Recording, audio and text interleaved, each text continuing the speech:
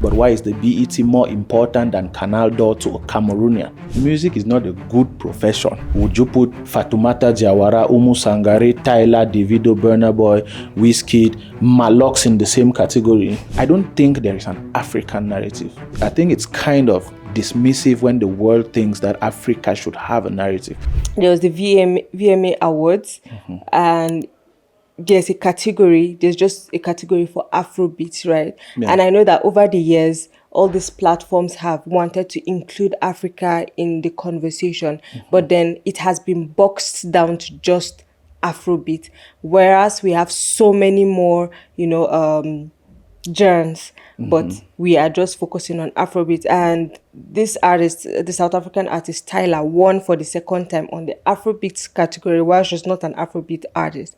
But then it keeps on happening, whereas there was a whole conversation last year as to why they are not opening, where there are no more doors for more genres for African artists. Now my question for you is, do you think that it is time for Africans to be able to create their own platform that gives them the relevance that they don't need to go seeking in all those international platforms? Totally. And okay, let me try to unpack the situation a little bit, because I think the Western world considers Afrobeat as a substitute for pop, what they would call pop music. Yeah. They now use Afrobeat as an umbrella term to then bring in everything they consider African in terms of music. So, and that in itself is a huge mistake. But there's also a game of words that is happening there, because there's Afrobeat ending with BEAT and Afrobeat ending with I think it's BIT or something. Yeah. And I've heard some music scholars try to break that down, and their idea is there is one that is actually a genre in itself, and there's another one that just represents a general movement. And the Afrobeat that ends in BEAT is just a general movement, and a general movement of a particular era. And that's like the Davido, Wizkid era of music. Because what Wizkid does is not the same thing Davido does. Yeah. If you want to consider genres, you probably won't put all of them in the same box. Even Burna Boy too, you won't actually put all of them in the same box, because what they do is slightly different and inspired from different genres. But if now we're talking about the politics of music, classifying African music under Afrobeat is a huge. The term doesn't really carry the essence of what African music is, because you won't place Nigerian Fuji music, for example, and Malian music in the same category. Now you're completely bypassing and ignoring what makes these particular sounds unique, and that is intellectual dishonesty, to be honest. Yeah. So in that sense, I think you really have to consider what the different sounds represent. And music is not just a standalone thing. Music is something that is rooted in a specific culture, and what a sound sounds like is representative of the state of mind, of the general atmosphere, and just the general ambience of a people, a specific cultural group. So you cannot just box people under one label and then present it to the world as if it's just one place. Africa is 54 countries.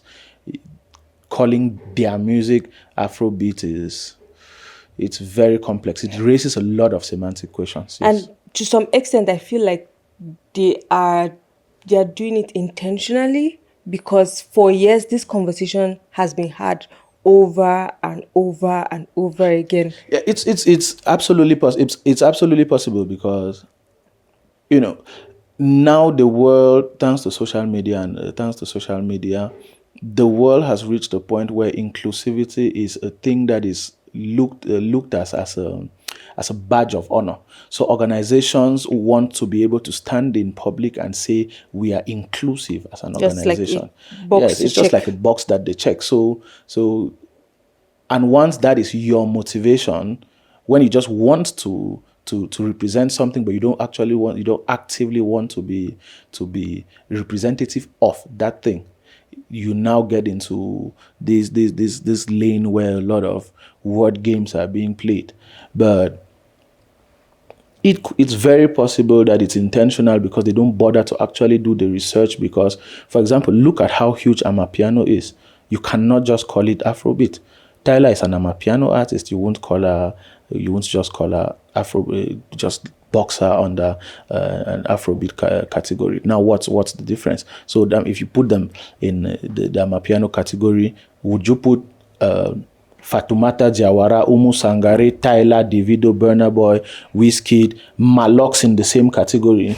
Doesn't make any sense. That it's too many genres, too many cultural differences that you have to be able to point out and give their respective places. At the same time, I feel like we have a hand in that, because we are all about the excitement that comes with, oh, I got nominated in the Grammys, I got nominated BET, VMAs.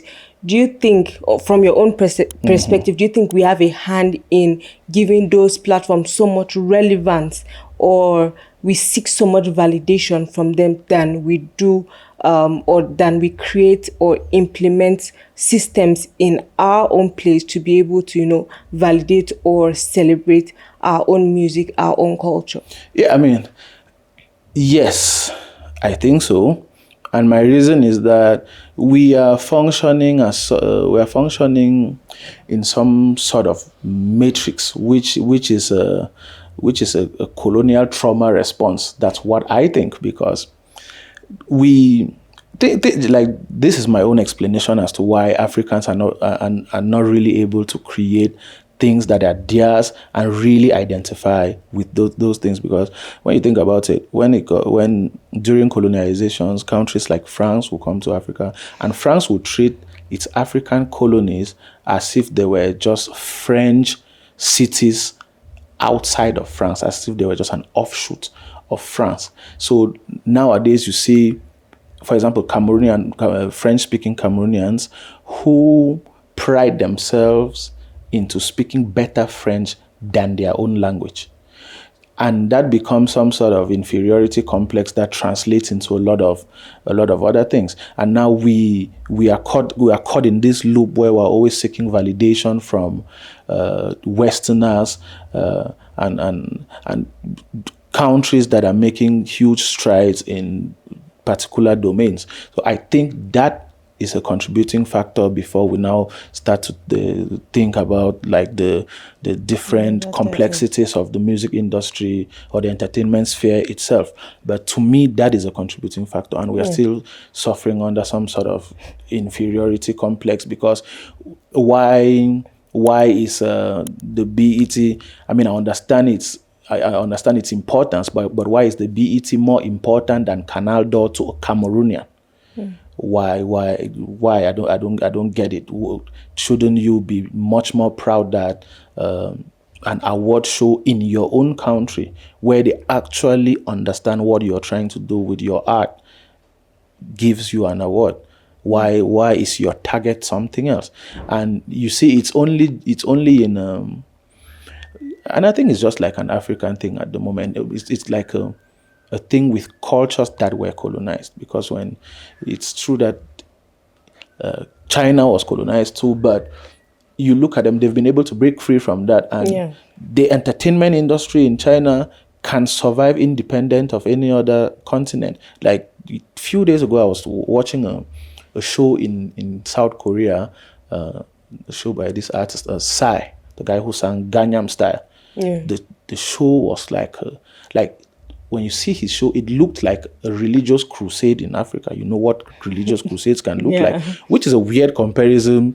But you get my drift. And you see a show like that, and you realize that those people, that their industry will survive independent of Western validation and all the rest. And instead, the West is trying to get into those spaces and try to see how they can work in collaboration with them, because they already have something going for them. But if we Africans keep looking to the West, it now becomes a problem. We've even seen a situation where, sorry that I'm ranting, but we've even seen a situation. We remember when Davido was signed under Sony and his sound changed immediately. But after a while, he himself realized that was not it. And he had to come back and start doing music that actually resonated with the core fan base he was able to cultivate from the very own start. So, yes, sorry for the rants, but that I wanted to start from the beginning. Thank you for watching this clip from the Quoi de Neuf podcast. If you want to watch another clip, click here. If you want to watch the full show,